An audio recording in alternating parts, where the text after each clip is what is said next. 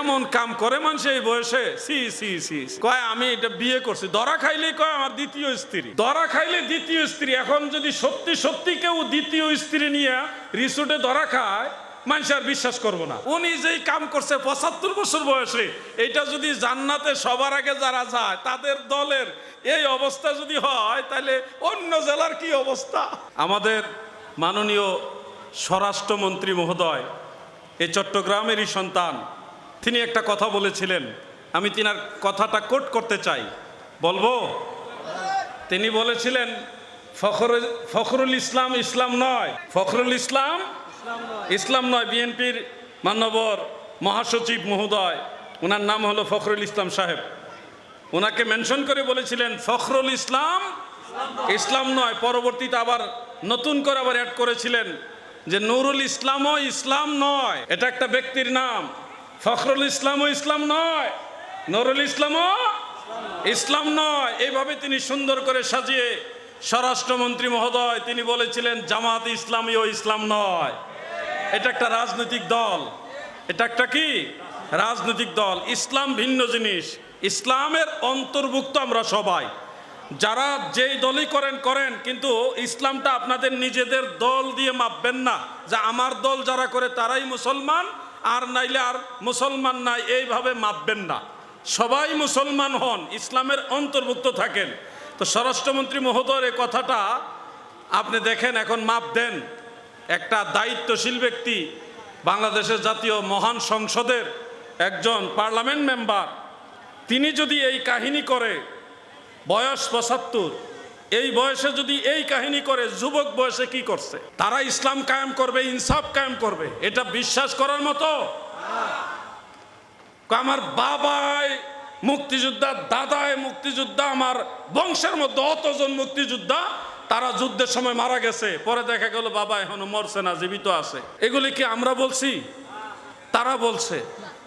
পরে কয় না আমার মাথা ঠিক ছিল না, এই জন্য ভুলভাল বলছে। তো মনে রাখবেন, প্রকৃত ইসলাম কার কাছে?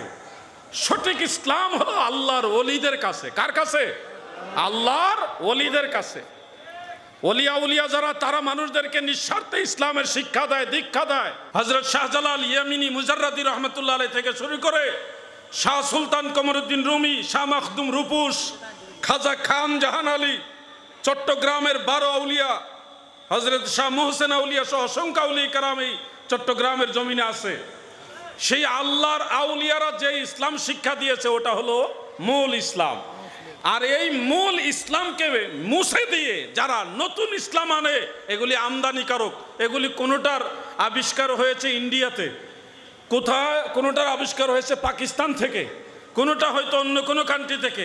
আর আল্লাহর ওলি যারা দিন ইসলামের দাওয়াত দিয়েছে, তারা কোনো ওই ইন্ডিয়া পাকিস্তানের ইসলাম প্রচার করে না, ওনারা মদিনাওয়ালার ইসলাম প্রচার করছে। ঠিক কিনা বলেন? বেশ কম আছে ভাই, ইসলামেও বেশ কম আছে। এই জন্যে স্বরাষ্ট্রমন্ত্রী মহোদয় বলছে ফখরুল ইসলাম ইসলাম না, নুরুল ইসলামও ইসলাম না। ইসলাম মদিনাওয়ালার, ইসলাম কোরআন হাদিসের, ইসলাম আল্লাহর, ইসলাম আল্লাহর রসুলের। ঠিক কিনা ভাই? সেই ইসলামের অনুসারী আমরাই, জন্য আমরা মুসলিম। আপনার দল এটাই একমাত্র ইসলাম। এই ধরনের চিন্তাধারা এগুলো থেকে বের হয়ে আসতে হবে।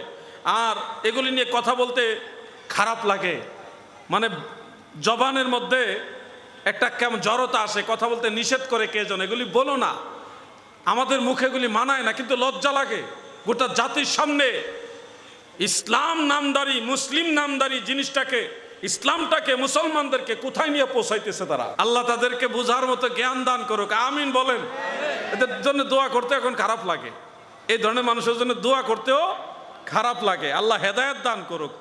কি কথাটা এমন না, অরিজিনাল সেকেন্ড ম্যারেজের ওয়াইফ যিনি, উনি যদি অরিজিনালি স্বামীর সাথে কোথাও যায়, আর মানুষ যদি ধরে যে উনি যদি বলে আমার দ্বিতীয় স্ত্রী, কেউ বিশ্বাস করবে না। এমন একটা ট্র্যাডিশন বাংলাদেশে তৈরি হচ্ছে। এজন্যে আমরা সঠিক ইসলাম শিখবো আল্লাহর ওলিদের কাছ থেকে, এদের কাছ থেকে নয়, আল্লাহর ওলিদের কাছ থেকে শিখবো। ঠিক কিনা বলেন? মহিলাদের নিয়ে মাসালা বলছিলাম, খেয়াল করেন। আপনাদের এই বোয়ালখালীতে মহিলারা কি মসজিদে গিয়ে জুমার নামাজ পড়েন? আমাদের এদিকেও পড়ে না, তবে কিছু কিছু ইদানিং দেখা যাচ্ছে মহিলারা জুমার নামাজ পড়তে মসজিদে যায়। বোয়ালখালীতে নাই। কিছু কিছু এলাকায়, বিশেষ করে উত্তরবঙ্গে, ঢাকাতেও কিছু আছে। অনেক জায়গায় এখন মা বোনদেরকে বলা হচ্ছে রসুলে পাকের জামানায় মহিলারা জুমার নামাজ পড়েছে, তারা ঈদের নামাজে গিয়েছে, সহিহ হাদিসে আছে, আপনারা কেন যাবেন না? মা বোনরা চিন্তা করে, ঠিকই তো, পুরুষ লোক গেলে আমরা যাব না কেন? সমান অধিকার। বিভিন্ন কারণে যুক্তিতে তারা এখন মসজিদে জুমার নামাজ পড়তে যায়। এখন যুবক ভাইরা, আমাদের মায়েরা, আমাদের বোনেরা, আমাদের পরিবারের মহিলা সদস্যরা, ওনারা মসজিদে জুমার নামাজ পড়তে যায় না, তাহলে আমরা কি হাদিস বিরোধী? প্রশ্ন আসতেছে। কিন্তু আমরা কি তাহলে রসুলের হাদিসের বিরোধী? প্রশ্ন আসতেছে। আমরা বলবো না, আমরা বিরোধী না। কোন দৃষ্টিতে? আপনাদের দলিল কি? আপনারা তাহলে কোন হাদিসের উপরে ডিপেন্ড করে মহিলাদেরকে বলতেছেন তারা মসজিদে যাবে না, জুমার নামাজ পড়ার জন্য মহিলারা মসজিদে যাবে না? আপনাদের দলিল কি? যদি আপনাকে প্রশ্ন করা হয়, কি উত্তর দিবেন? আপনাকে সেটা জানতে হবে না? প্রিয় ভাই আমার, আমি জানি আমার কথাগুলো অনেকের নলেজে আছে, অনেকের নাও থাকতে পারে। কথাগুলো মনোযোগ দিয়ে শুনবেন। মিডিয়ার বদলতে অনেকের কাছে কথাগুলো যাবে। আমাদের মা বোনেরা হানাফি মাযহাবের অনুসারী যারা, তারা জুমার নামাজ পড়ার জন্য মসজিদে যায় না একটা সহিহ হাদিসের উপরে আমল করার কারণে। কোন সেই সহিহ হাদিস? সেটা সিহাসিত্তার অন্যতম কিতাব সুনানু আবি দাউদের মধ্যে হযরতে তারিক ইবনে শিহাব রাদিয়াল্লাহু আনহু থেকে বর্ণিত। তারিক ইবনে শিহাব একজন সাহাবী রাসূল। আল মুস্তাদরাক আলা সাহিহাইনের মধ্যে ইমাম হাকিম নিসাবুরি রাহমাতুল্লাহ আলাইহি, তারিক ইবনে শিহাব তিনি হযরতে আবু মুসা আশআরী রাদিয়াল্লাহু আনহু হয়ে মারফুভাবে মুত্তাসিল সনদে বর্ণনা করেছেন, আমার দয়াল নবীজি বলেছেন, আল জুমআতু হাক্কুন ওয়াজিবুন আলা কুল্লি মুসলিম ইল্লা আরবা'a। জুমার নামাজ সকল মুসলমানের জন্য ওয়াজিব, আবশ্যক, জরুরি। সব মুসলমানের জন্য জুমার নামাজ আবশ্যক, জরুরি, লাজেম। ইল্লা, তবে, আরবা'a, 4 শ্রেণী ব্যতীত। 4 শ্রেণীর মানুষের জন্য জুমার নামাজ ওয়াজিব না। কয় শ্রেণী? 4 শ্রেণী। 1 নম্বরে নবীজি বলেছে ইমরাত, মহিলা যারা, তাদের জন্য জুমার নামাজ ওয়াজিব না। আল্লাহর রাসূল সাল্লাল্লাহু আলাইহি ওয়াসাল্লাম বলেছে মহিলাদের জন্য জুমার নামাজ ওয়াজিব না। তাহলে আপনি যে ওই হাদিস দেখাইতেছেন, ওই হাদিস তো হাদিস ঠিক আছে, এক সময় মুসলমানদের সংখ্যা কম ছিল, মুসলিমে অল্প কিছু মুসলমান, তখন কাফেরদেরকে মুসলমানদের সংখ্যা বেশি দেখাইবার জন্যে পুরুষদের পাশাপাশি মহিলাদেরকেও পিছন দিকে ঈদের জামাতে অংশগ্রহণ করার জন্য নবীজি উৎসাহিত করেছেন, যেন মুসলমানের সংখ্যা বেশি এটা দেখাইতে পারে, কাফেররা যেন বুঝে অনেক মুসলমান হয়েছে। সূরা ফাতিহা যেই ভলিউমে নবীজি পড়েছেন, এই ভলিউমের চেয়ে এখন হাজার হাজার সাহাবী মুসল্লি, তারা যদি একসাথে আমিন বড় করে বলে, তাহলে নবীজির কণ্ঠ মুবারকের চেয়ে আওয়াজ, সাহাবাই কেরামের আওয়াজটাকে ছোট থাকবে না বড় হয়ে যাবে? কথা কি বুঝতেছেন আপনারা সবাই? নবীজি যেই ভলিউমে সূরা ফাতিহা পড়লেন, তিলাওয়াত করলেন, এই ভলিউমের চেয়ে হাজার হাজার সাহাবীদের আমিন এরকম যদি জুড়ে বড় করে বলে থাকে, সেই আওয়াজটা নবীজির আওয়াজের চেয়ে বড় হবে না ছোট হবে? বড় হবে। কিন্তু আল্লাহর আদেশ কি? লা তারফাউ আসওয়াতাকুম ফাওকা সাউতিন নবী, আমার নবীজির কণ্ঠ মুবারকের চেয়ে তোমাদের কণ্ঠের আওয়াজ বড় করবে না। তাহলে ইমাম আবু হানিফা চিন্তা করছে, যদি নিচু স্বরে আমিন বলার হাদিসটা আমরা গ্রহণ করি, সাহাবাই কারাম নিচু স্বরে আমিন বলেছে, তাহলে নবীজির কণ্ঠের চেয়ে আর উঁচু হওয়ার কোনো চান্স নাই। কোরআনও মানা হইল, হাদিসও মানা হইল। ইমাম আবু হানিফা এই আমিন বলার মাসআলাটা আল্লাহর কোরআনের সেই আয়াতের সাথে মিল রেখে আমাদেরকে শিক্ষা দিলেন।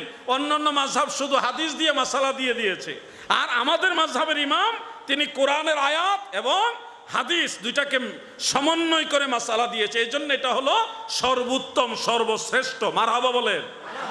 আমল করো নামাজ রোজা, কায়েম করো সুন্নিয়াত। আমল করো নামাজ রোজা, কায়েম করো সুন্নিয়াত। জিন্দাবাদ জিন্দাবাদ নবীর সেনা, জিন্দাবাদ জিন্দাবাদ জিন্দাবাদ নবীর সেনা, জিন্দাবাদ। 2023 সালে আমি যখন হজে গিয়েছিলাম, মসজিদে নববী শরীফে নামাজ আদায় করার জন্য গিয়েছে।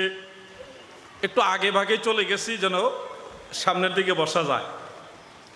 রাজশাহী এলাকার কয়েকজন অপরিচিত ভাই বাংলাদেশের, তিনারা আমার কাছাকাছি গিয়ে আমাকে চিনে সালাম দিলেন, আমার কাছেই বসলেন। বসে জিজ্ঞাসা করলেন, আপনি কি আলাউদ্দিন জিহাদি না? তা আমি বললাম, জি ভাইজান। আপনাদের পরিচয়?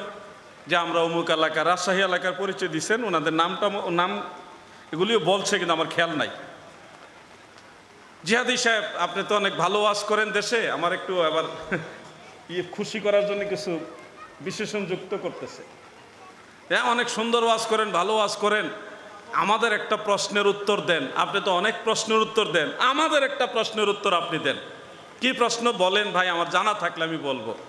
আর পৃথিবীর সব আমি জানি তা দাবি করি না, আমি জানলে আপনার প্রশ্নের উত্তর দেওয়ার চেষ্টা করবো ইনশাআল্লাহ।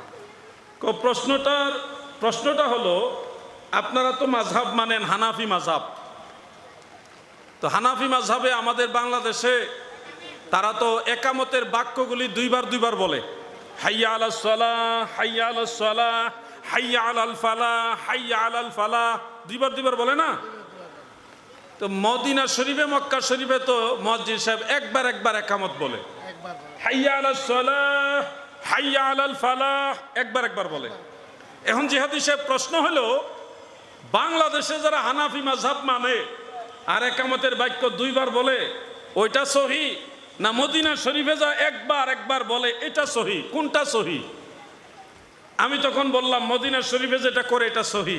তারা খুশি হয়ে গেল, চেহারাটা আলোকিত হয়ে গেল, উজ্জ্বল হয়ে গেল, আনন্দিত প্রকাশ করলো। মদিনা শরীফ যেটা করে এটা সহি, অবশ্যই সহি। পাল্টা আবার প্রশ্ন করলেন, তাহলে বাংলাদেশেরটা কি সহি না? আপনারা যেটা করেন তাহলে এটা কি সহি না? আমি বললাম, ওইটা হলো অধিক সহি। আসাহ একটা সহি আর একটা আসাহ, মানে অধিক বিশুদ্ধ। একটা সাদা আর একটা কি সাদা কয়, বক্স সাদা কয় না কি কয় আপনারা? পিওর সাদা। যাক, একটা লাল আর একটা টুকটুকে লাল, একটা সহি আর একটা অধিকতর সহি, একটা সহি আর একটা আসাহ। তখন ওনার আবার একটু চেহারা মলিন করে বলতেছে, বুঝলাম না জিহাদি সাহেব, কি পেঁচ দিলেন? এটা যদি সহি হয় তাহলে ওইটা অধিক সহি হয় কিভাবে? মদিনা শরীফের চাইতে কি ওইটা বেশি সহি হবে? আমি তখন বললাম, ওইটা মদিনা শরীফ থেকেই শিক্ষা, তারা আমল করতেছে, ওইটা আগের আমল, ওইটা নবীজির ফাইনাল ডিসিশন। একটু বুঝাই দেন। মদিনা শরীফের রওজা মুবারকের কাছেই বসছিলাম আমি, একটু আগে চলে গেছি, ওই ছাতার নিচে। চিনছেন নি নাকি? গেছেন নি? রোজার আগে গেছেন ছাতার নিচে, যে জায়গাটায় জায়গা পাওয়া যায় না খুব আগে না গেলে। বুঝাই দেন তো একটু, ঘটনা কি? এটা সহি আর ওইটা অধিকতর সহি কিভাবে? আমি তখন বললাম, ভাই সহি হাদিসে আছে, হযরত বিলাল রাদিয়াল্লাহু আনহু যখন একামত দিতেন তখন একামতের বাক্যগুলি একবার বলতেন, এটা সহি হাদিসে আছে। যেহেতু সহি হাদিসে আছে সেহেতু এটা সহি, এটাকে অসহি বলা যাবে না, এটা সহি হাদিসে আছে। তা আপনারটা অধিক সহি কিভাবে? আমি বললাম, মুসলিম শরীফের মধ্যে আছে। বলেন কোন শরীফ? এই নামটা মনে রাখবেন। সহি মুসলিমের মধ্যে উল্লেখ, হযরত আবু মাহজুরা রাদিয়াল্লাহু আনহু, তিনি ছিলেন একটু ইসলাম বিদ্বেষী, নবীজির বিরুদ্ধে ছিলেন, এবং ওনার কণ্ঠের আওয়াজ খুব সুন্দর ছিল। এত সুন্দর কণ্ঠ ছিল, ওই কণ্ঠ দিয়ে উনি নবীর বিরুদ্ধে কবিতা বলতেন, ছন্দ বলতেন, কণ্ঠ দিয়া ইসলামের বিরুদ্ধে। কিন্তু আল্লাহর কি দয়া, ৮ম হিজরিতে উনি ইসলাম গ্রহণ করলেন। কত হিজরিতে? ৮ম হিজরিতে। কোনো বর্ণনায় এইভাবে আছে, হুনাইনের যুদ্ধের সময় উনি ইসলাম গ্রহণ করলেন। করার পরে যেহেতু উনি ওনার কণ্ঠ দিয়া, সুন্দর সুরেলা কণ্ঠ দিয়ে ইসলামের বিরুদ্ধে কথা বলেছেন, ছন্দ বলেছেন কাসিদার মতো করে, সেহেতু নবীজি ওনাকে ইসলামের আজান দেওয়ার দায়িত্ব দিছে। এই কণ্ঠ দিয়ে তুমি এবার আজান দাও, মানুষের নামাজের ডাক দাও। কাজটা কি যথোপযুক্ত হয়েছে না? যেমন লোক তেমন দায়িত্ব। হে আবু মাহজুরা, তুমি আজান দিবা।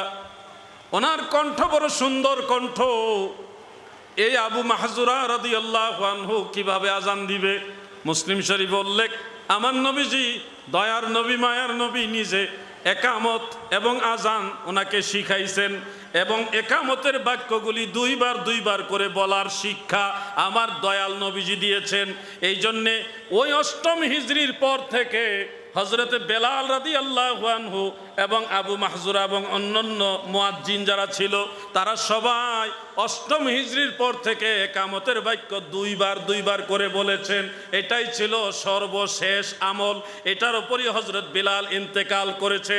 সব মুয়াজ্জিনরা দুইবার একামত বলায় এটার উপরই চূড়ান্ত ফায়সালা। যেহেতু এটাও নবী শিখাইছে, এটাই সর্বশেষ আমল, এটা অধিকতর বিশুদ্ধ।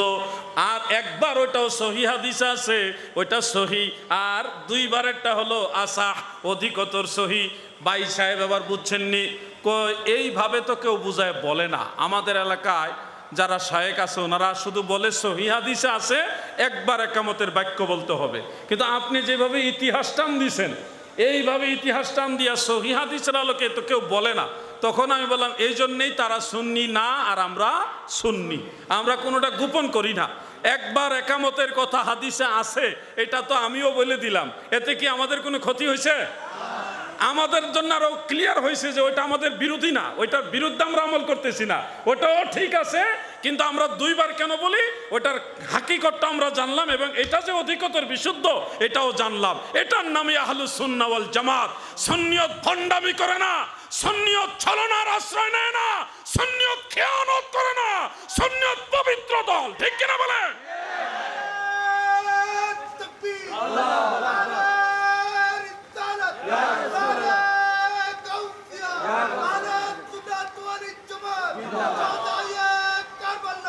আমার ভাইরা, আমার এই ভাই অত্যন্ত মহব্বতী। এলাকায় যত মাহফিলে আসে ওনাকে দেখি, আল্লাহ ওনার দুনিয়া আখেরাত উজালা করুক, আমিন বলেন।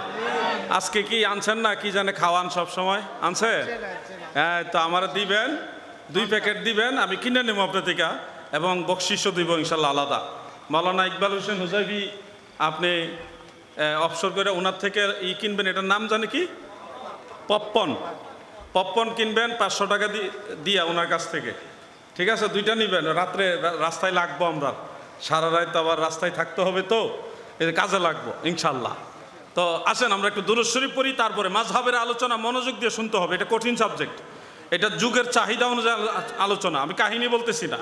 এবং যেগুলি আমাদের এই যুব সমাজের জন্য দরকার, এগুলি আপনাদের সামনে তুলে। আমাদের মাহফিলের প্রধান আকর্ষণ যিনি, আল্লামা অধ্যক্ষ হাসান রেজা আল কাদেরী হুজুর আমাদের মাহফিলে চলে এসছেন। তিনি বিশ্রামে যাবেন, চা নাস্তা খেয়ে আসবেন।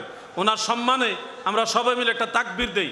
নারায়ে তাকবীর, আল্লাহু আকবার, নারায়ে রিসালাত, ইয়া রাসূলুল্লাহ, আহলে সুন্নাত ওয়াল জামাত জিন্দাবাদ জিন্দাবাদ। অধ্যক্ষ আল্লামা হাসান রেজা আল কাদেরী হুজুরের আগমন, শুভেচ্ছার স্বাগতম। নারায়ে তাকবীর, আল্লাহু আকবার, নারায়ে রিসালাত, ইয়া রাসূলুল্লাহ। খুশি না বেজার? ইনশাআল্লাহ হুজুর চলে আসলে আমি মাইক ছেড়ে দিব। যথাসময় হুজুর আসবেন, যথাসময় আমি মাইক ছেড়ে দিব। আমরা সুন্নি আলেমরা একে অপরকে ভালোবাসি। আমাকে মোকাররম বারী সাহেব মহব্বত করে, আমিও ওনাকে মহব্বত করি। এই মঞ্চে আসার আগেও মোকাররম বারী সাহেব এবং আমি দুইজনে পার্সোনাল রুমে কয়েক মিনিট কথা বললাম। আমি ওনাকে 2টা কথা বলছি, উনি আমাকে একটা প্রশ্ন করেছে, আমি উত্তর দিয়েছি। উত্তর শোনার পরে উনি এত সুন্দর চমৎকারভাবে একটা মন্তব্য আমাকে করেছেন, যেটা শুনে আমার কলিজাটা ভরে গেছে। আমাদের ভিতরে হৃদ্যতা আছে, আন্তরিকতা আছে, মহব্বত আছে। দূরের থেকে শুনলে অনেকে অনেক কিছু ভাবে, কিন্তু মনে রাখবেন আমাদের স্বার্থ হলো আহলুস সুন্নাহ ওয়াল জামাত, মদিনাওয়ালার সুন্নি জামাত। সুন্নিয়তের বৃহৎ স্বার্থে, সুন্নিয়তের পবিত্রতার রক্ষার্থে অনেক সময় কঠোর হতে হবে, অনেক সময় নমনীয় হতে হবে। 2টাই আমাদের মধ্যে আছে আলহামদুলিল্লাহ। আমি একজন সুন্নি আলেমের প্রশংসা করলে এটা আমার দুর্বলতা না, এটা আমার মহব্বত। প্রশংসা করলেই মনে করেন না যে উনি ফেরেশতা হয়ে গেছে, ওনার কোনো ভুল নাই। বা আমার কেউ প্রশংসা করলেই আমি ফেরেশতা হয়ে যাব, আমার কোনো ভুল নাই, এরকম মনে করবেন না। সুন্নিয়তের জন্য আমরা সবাইকে ভালোবাসি। কখনো যদি কারো বিরোধিতা করি, সুন্নিয়তের জন্যই করি, কোনো ব্যক্তি স্বার্থের জন্য না। ইঙ্গিতে কথাটা বললাম, আর বিস্তারিত বলবো না। আসুন একবার জিকির করি, লা ইলাহা ইল্লাল্লাহ মহব্বতে লা ইলাহা, এটা মনে পড়ে, এটা এখানে রাখুন। লা ইলাহা ইল্লাল্লাহ হাসবি রাব্বি জাল্লাল্লাহ মাফি পড় নূর মুহাম্মদ লা ইলাহা ইল্লাল্লাহ লা ইলাহা লা ইলাহা ইল্লাল্লাহ মুহাম্মাদুর রাসূলুল্লাহ সাল্লাল্লাহু আলাইহি ওয়াসাল্লাম। হঠাৎ করে সাতক্ষীরার কথা মনে পড়ার কারণ আছে। কারণটা হলো আমার মাথায় মাযহাব কেন্দ্রিক একটা মাসআলা, মহিলা কেন্দ্রিক মাসআলা মাযহাবের মাথায় আসছে, হঠাৎ আবার এটা মনে পড়ছে। মহিলাদের মাসআলা বলতে গিয়া সাতক্ষীরার ঘটনা মনে পড়ছে, বিধায় শেয়ার করলাম। কারণ আমাদের দেশে কুষ্টিয়ার আরেকজন সংসদ সদস্য বলছিল, আল্লাহ তাআলা যখন বাংলাদেশের মানুষকে জান্নাত দেওয়া শুরু করবে, সর্বপ্রথম সাতক্ষীরা দিয়ে শুরু করবে। তো সাতক্ষীরার মানুষ সবার আগে জান্নাতে যাবে, এটা আমাদের আনন্দের খবর। আমাদের দেশের মানুষ সবার আগে জান্নাতে গেলে আমার কি দুঃখ পাওয়ার বিষয় নাকি? তো তারা প্রথম দিকে জান্নাতে যাবে, অসুবিধা নাই, তাদের পিছে পিছে আমরা যাব। কিন্তু আমার ওই ভাইয়ের যেই দল, ওই দলের লোক, ওনার বাড়ি সাতক্ষীরা,